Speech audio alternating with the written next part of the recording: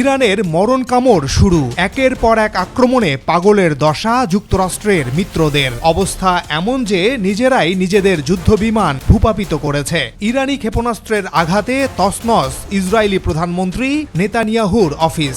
তবে সবচেয়ে আশার খবর, চীন প্রকাশ্যে ঘোষণা দিয়েছে ইরানের পাশে দাঁড়ানোর। বিস্তারিত তুলে ধরছি এবারের প্রতিবেদনে।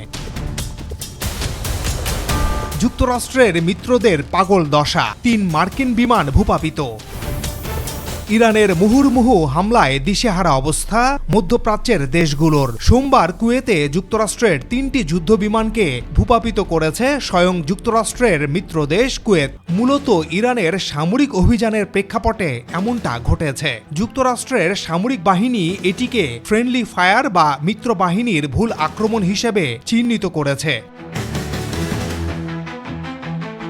ইউএস সেন্ট্রাল কমান্ড সেন্টকম জানিয়েছে, কুয়েতের আকাশ প্রতিরক্ষা ব্যবস্থা দুর্ঘটনাক্রমে F-15E স্ট্রাইক ঈগল যুদ্ধবিমানগুলোকে লক্ষ্য করে গোলা ছুঁড়ে বিধ্বস্ত করেছে। এ ঘটনায় $100 কোটি ক্ষতির মুখে পড়েছে যুক্তরাষ্ট্র।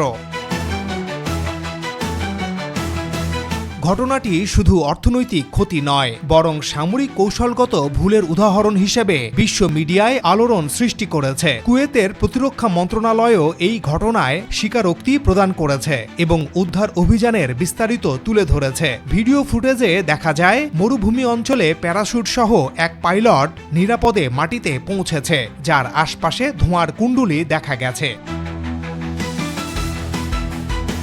এ ধরনের ফ্রেন্ডলি ফায়ার ইস্যু কখনো কখনো বৃহৎ সামরিক অভিযানে অপরাধ বা নিরাপত্তা শিথিলতার প্রতিফলন হিসেবে ধরা হয়, বিশেষ করে যখন ইরান, যুক্তরাষ্ট্র ও মিত্রদের মধ্যে উত্তেজনা ক্রমশ বৃদ্ধি পাচ্ছে। তখন এমন ভুল সামরিক সিদ্ধান্তের প্রভাব আরও গুরুতর। যুক্তরাষ্ট্রের সামরিক কৌশলগত ত্রুটি এবং মিত্রদেশের প্রতিরক্ষা ব্যবস্থার সংকট ইরান আমেরিকা সংঘর্ষের জটিলতা বৃদ্ধি করেছে। কুয়েতের এই দুর্ঘটনা নির্দেশ করে এই অঞ্চলে যুদ্ধের পরিস্থিতি অপ্রত্যাশিত ও অনিয়ন্ত্রিত হতে পারে, যা ভবিষ্যতে সামরিক অভিযানের জন্য সতর্কবার্তা হিসেবে বিবেচিত হবে। হামলায় কাঁপছে ইসরায়েল, নেতানিয়াহুর অফিসে ক্ষেপণাস্ত্র।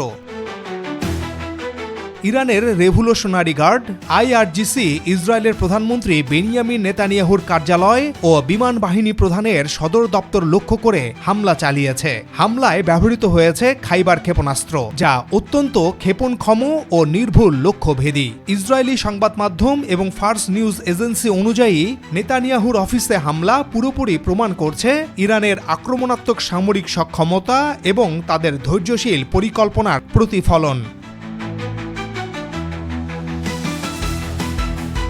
হামলার পর দেশ জুড়ে আতঙ্ক ছড়িয়ে পড়ে, দেখা দেয় নিরাপত্তা শিথিলতা। প্রধানমন্ত্রীর কার্যালয় এবং বিমান বাহিনী প্রধানের সদর দপ্তরের স্থল ও আকাশ প্রতিরক্ষা ব্যবস্থা মুহূর্তেই নিষ্ক্রিয় হয়েছিল। ইসরায়েলের সামরিক বিশ্লেষকেরা বলছেন, এমন উচ্চমাত্রার ক্ষেপণাস্ত্র হামলা ইসরায়েলকে রাজনৈতিক ও কৌশলগতভাবে বড় চাপে ফেলেছে। এ ঘটনার পর সেনা ও নিরাপত্তা বাহিনী দেশ জুড়ে সতর্ক অবস্থানে এসেছে এবং সম্ভাব্য প্রতিশোধমূলক আক্রমণ পরিকল্পনা করছে। নেতানিয়াহু ও তার উপদেষ্টা দল নিরাপত্তা ব্যবস্থা আরও শক্তিশালী করার জন্য তৎপর হয়েছে।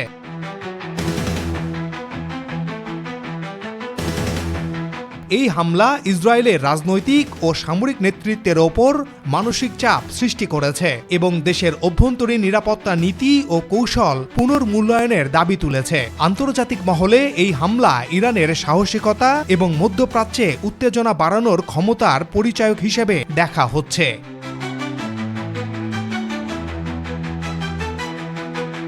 মার্কিন বিমান সরাও, নইলে মরো, সাইপ্রাসকে ইরানের হুমকি।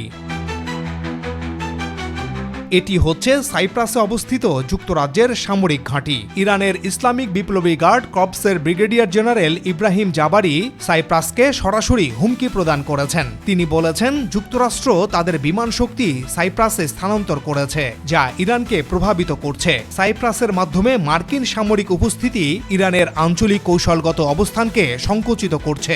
জাবারি স্পষ্টভাবে বলেছেন, যদি মার্কিন বিমান সাইপ্রাস থেকে সরানো না হয়, তবে ইরান সাইপ্রাস লক্ষ্য করে একাধিক ক্ষেপণাস্ত্র নিক্ষেপ করতে বাধ্য হবে। এই হুমকি কেবল সামরিক প্রভাবের বিষয় নয়, এটি রাজনৈতিক চাপেরও প্রতিফলন।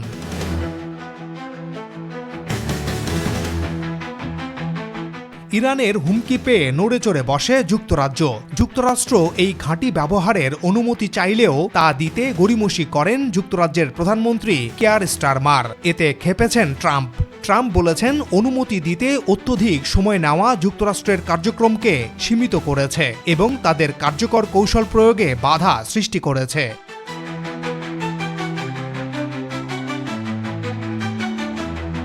পরবর্তীতে সীমিত আকারে অনুমতি প্রদান করা হলেও যুক্তরাজ্যের এই সতর্ক অবস্থান আন্তর্জাতিক কূটনীতিতে যুক্তরাজ্যের সম্পর্কের সূক্ষ্ম ভারসাম্যকে সামনে এনেছে। বিশেষ করে বৈধতা, আন্তর্জাতিক আইন এবং সামরিক অভিযান পরিচালনার ক্ষেত্রে লন্ডনের অবস্থান ও সতর্কতা যুক্তরাষ্ট্রের তৎপরতাকে প্রভাবিত করেছে।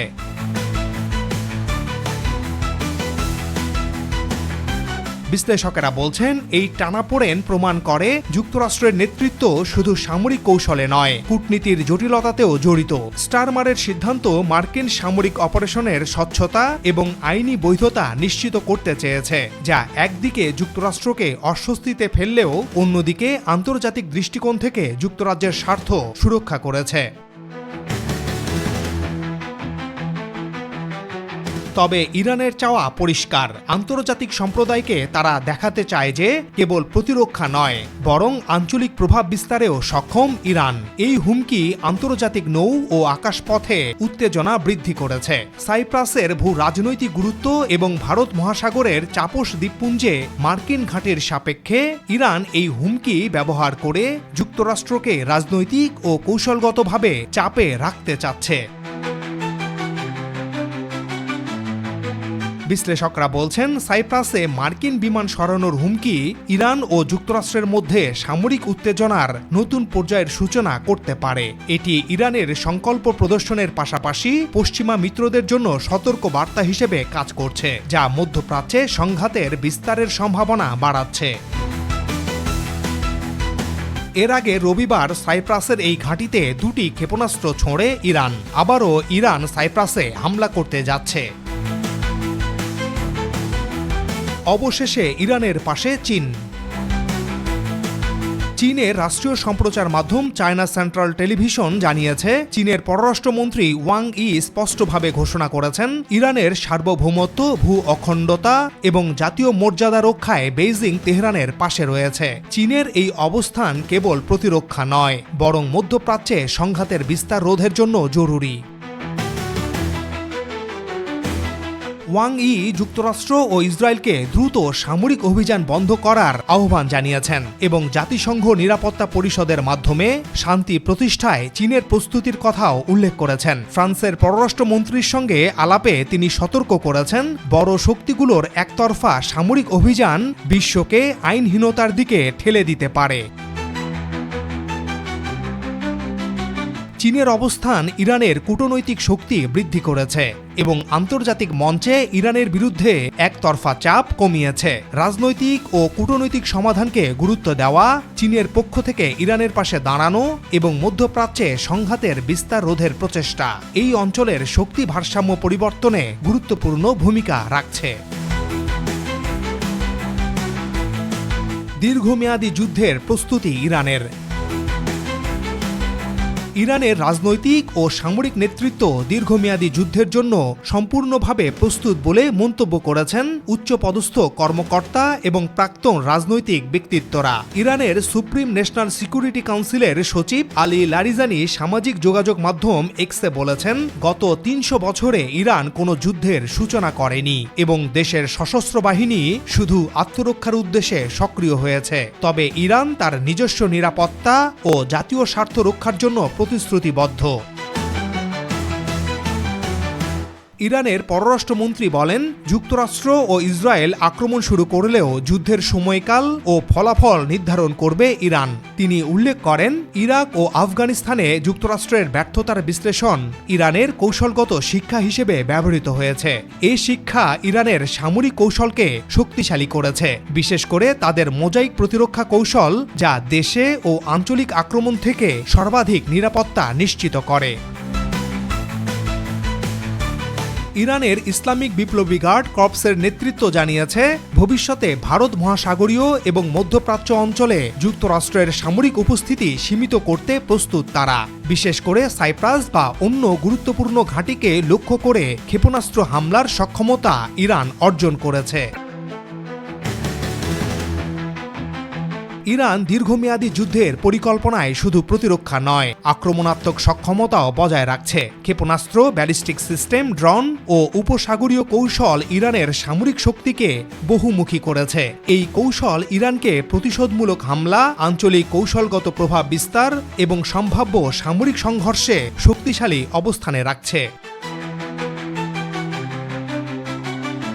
ইরান দেশের অভ্যন্তরীণ ও আন্তর্জাতিক কৌশলগত অখণ্ডতা রক্ষা করতে দীর্ঘমেয়াদী যুদ্ধের জন্য মনোবল, প্রযুক্তি ও কৌশলগত সক্ষমতা সবই প্রস্তুত রেখেছে। সামরিক বিশ্লেষকেরা মনে করেন, ইরান দীর্ঘমেয়াদী সংঘাতের জন্য শুধু প্রস্তুতিই নয়, প্রতিক্রিয়াশীল ও অভিযোজন ক্ষমতা সম্পন্ন অবস্থানেও আছে, যা ইরানের ৬,০০০ বছরের সভ্যতা এবং জাতীয় স্বার্থ রক্ষায় অপরিহার্য ভূমিকা পালন করবে। ইরান জানে তার প্রকাশ্য শত্রু যুক্তরাষ্ট্র ও ইসরায়েল, কিন্তু প্রকাশ্য শত্রুর চেয়ে ভয়ঙ্কর বিশ্বাসঘাতক গোপন শত্রুরা, আর এরা হচ্ছে মধ্যপ্রাচ্যের মুসলিম দেশগুলো। একা ইরানকে লড়তে হচ্ছে অসংখ্য প্রতিকূলতার সাথে।